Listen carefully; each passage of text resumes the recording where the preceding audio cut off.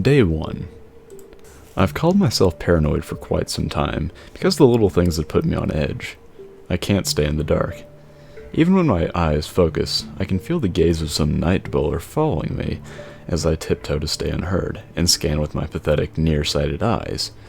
I can feel something hidden in the dark. It must be there since I can't see it. I can't stand the silence either. You'd think just the opposite would be true, since at least the silence, I can hear if something is coming, not someone, something. But it's not at all. I can feel myself stiffen and tense as I strain to pick up a sound, as if the silence is just inviting a sound that doesn't belong, as if it's inviting something to happen, for something to do something.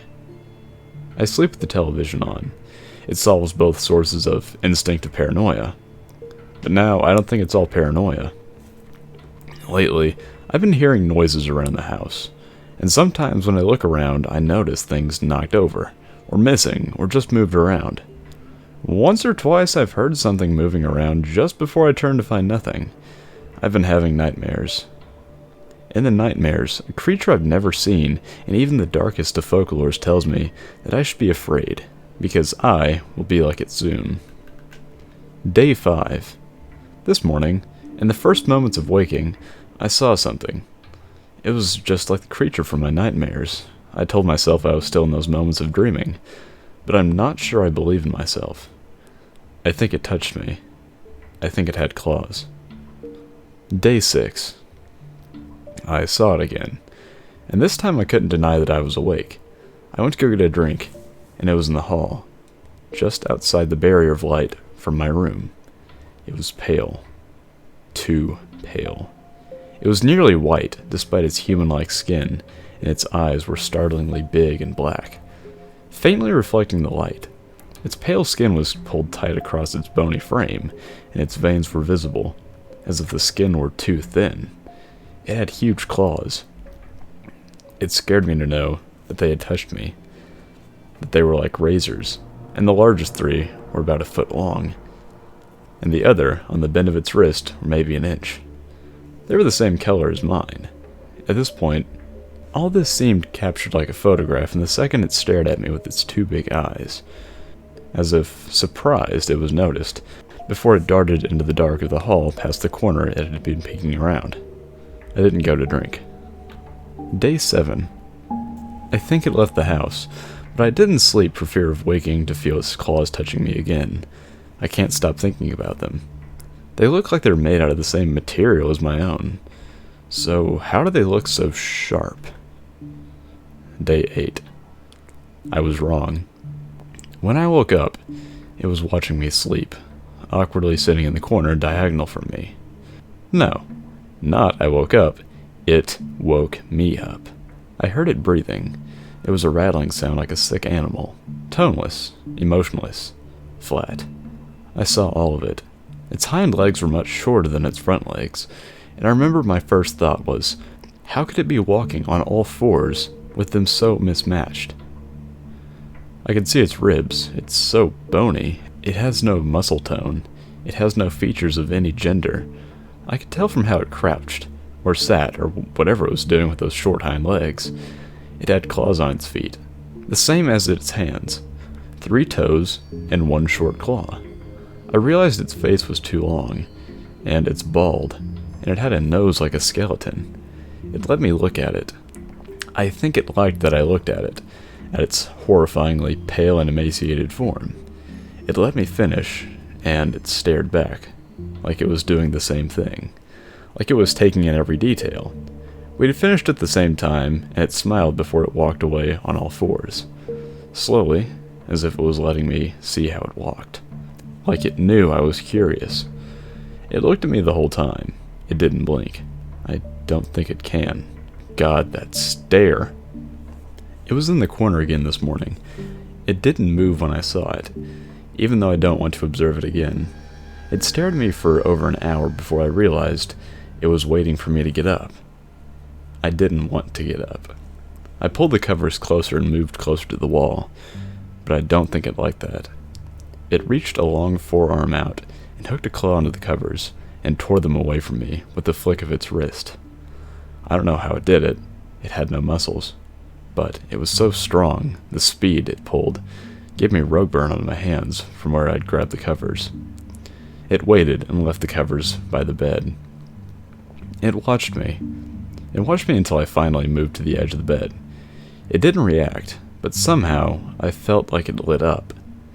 When I finally managed to stand on my quivering legs, it stared at me.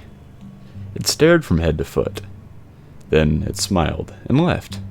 It wanted to see how I looked standing. It wanted to see all of me. I don't like how it stared. Day 10. I think it likes that corner. It was there again this morning. This time I don't feel as afraid to stand, thinking it would make it leave, but it didn't. It kept staring as if expecting me to do something. We stared at each other for a long time before it got impatient. It came toward me and I moved toward the end of my bed, away from it by pure instinct.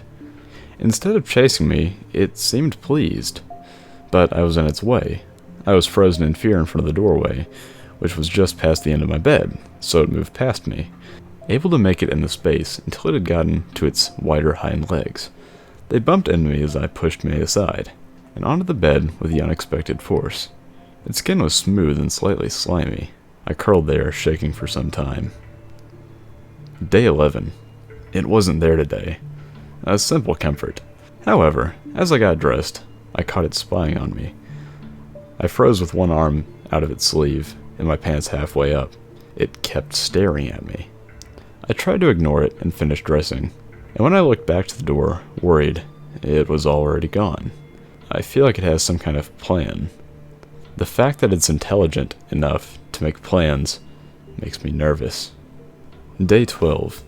It wasn't in the corner again, though I dressed slowly to keep an eye out for it. I almost pray it got what it wanted from watching me and left. Unfortunately, I found it waiting in the kitchen expectantly, like a pet. I fled to my room and it followed me. No, it chased me, and was suddenly ahead of me, blocking my path and staring at me with its big eyes that showed no emotion, though I knew it was angry. I went to the kitchen and put a raw steak on a plate. It smacked it away into the wall, where the meat hit with a sickening splat, while the plate shattered, and I flinched as it continued to look for me, though it had now seemed disappointed in me for getting its desire wrong. Now tentative, I got out the orange juice and poured a cup, though when I went to offer it, it made a low noise, the first I had ever heard, and although it had no tone, I somehow realized it was female. She stared at me with the cup until I finally took a timid sip, and she sat there as if pleased. I made toast and eggs. She wanted none of it, only for me to eat. Once I finished, she got up and left. I wonder if she's trying to fatten me up. Day 13. She's getting progressively further into my life. Today I didn't see her until after breakfast. I went to go to the bathroom, and she was suddenly at my heels, her claws barely missing my ankles as it crept behind me. I kept at a steady pace until it was a step or two from the bathroom, before rushing in and slamming the door and locking it. I smiled until, as I sat on the toilet, there was a roar, and all 6 of her big claws tore a hole into the door. Letting her in, she sat there with a smile, as if triumphant. I cried as she watched me, and as usual, she left once I was done. Day 14. She followed me out today. I went through my home routine without any sign of her. Joyous, as I went along my way to school, until I heard it. Her breathing. I don't know how I heard it. I looked around in fright, and I saw her dark eyes watching me from the shadows. And when I stopped, she made that low noise of disapproval. I don't know how, but I heard it, and my feet began to move, of their own will, to school. She has me trained. She watched me from what shadows she could find, and I think she was there in the classroom. Day 15. I'm starting to understand how she works. I kept an eye out for her all day, until school was out, but there was no sign of her. When I got home, as expected, she was waiting for me. She seemed glad that I had expected her, and waited just as expectantly for me to continue along my routine to the next task, homework. She sat by my desk and watched me. I almost felt comforted that I understood what she wants now. I'm not sure I like that I'm comforted. Day 19. I was right. She followed me throughout the rest of my daily routine, step at a time, until I went to bed. I've started to wonder what she does when she's not watching me. I think she's studying me.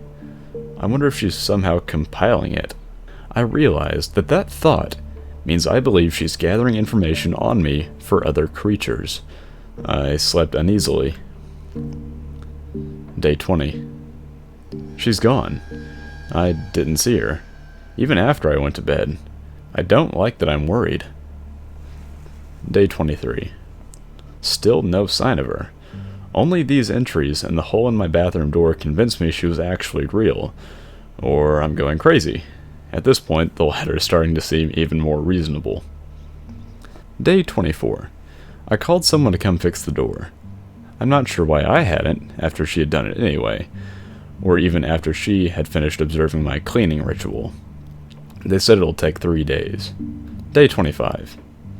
The man asked a lot of questions about the door hole, saying it looked like someone had taken a hatchet to it.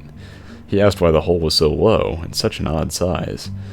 I lied, and he gave me a weird look. I told the truth, and he gave me an even weirder one. When I insisted it was the truth, he threatened me.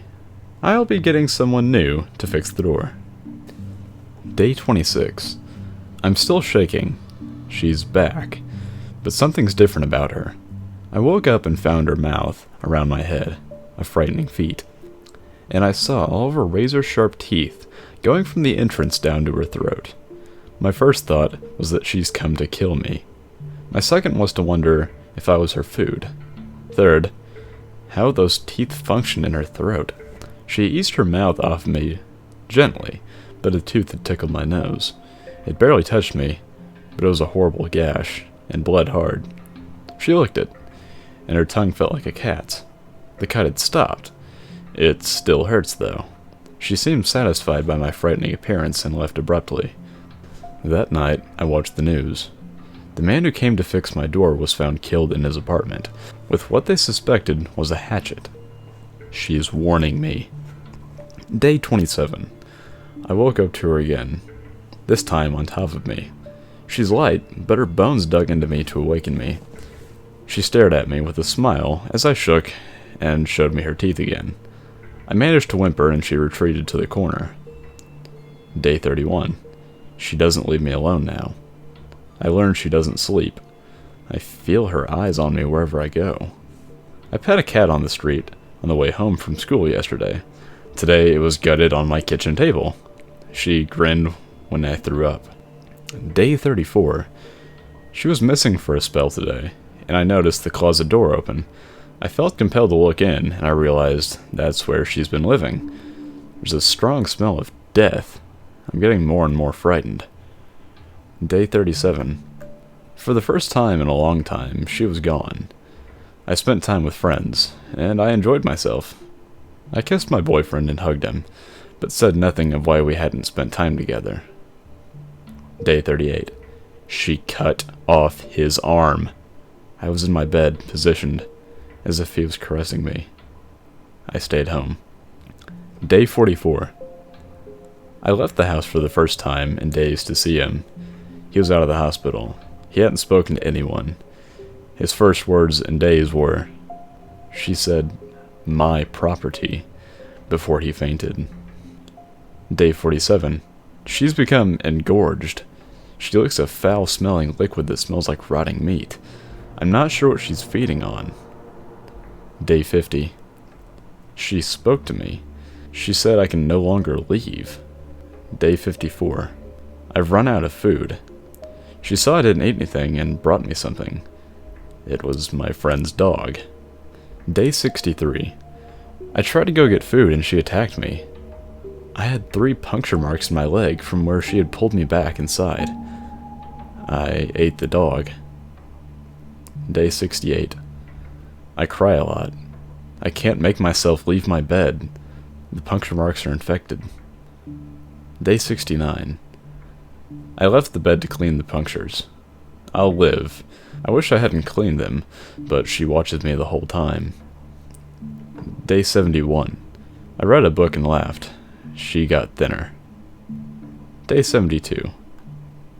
I smiled. She seemed upset. It took a while to realize the smell of her was missing. Day 77. I know how to kill it. Day 84. I'm finally free. After a week's preparation, I managed to approach her while she was moving to the next room and hugged her. Her skin slick and greasy from that horrible liquid. She screeched and tried to attack, but I was on her back, holding on tight and refused to give in to the fear and give her strength. She ran and I nearly slipped from the speed and the coating. The smell began to drive me crazy. But I swallowed the bile rising in my throat and kissed her bald head, feeling the veins pulsing madly. She buckled with a gurgling noise. When I got up, those eyes were white. She didn't follow me. She's finally dead. Day 85. The body was gone. I find I don't care why, as long as it's gone. Day 87. I woke up to find those claws touching me, and immediately hugged the source. A voice laughed. It was male. We already know about you. That won't work twice. I can't stop crying. Day 189. They sent me to my first house. The source is a young boy. He wet himself when my claws touched him in his waking hours. It was wonderful.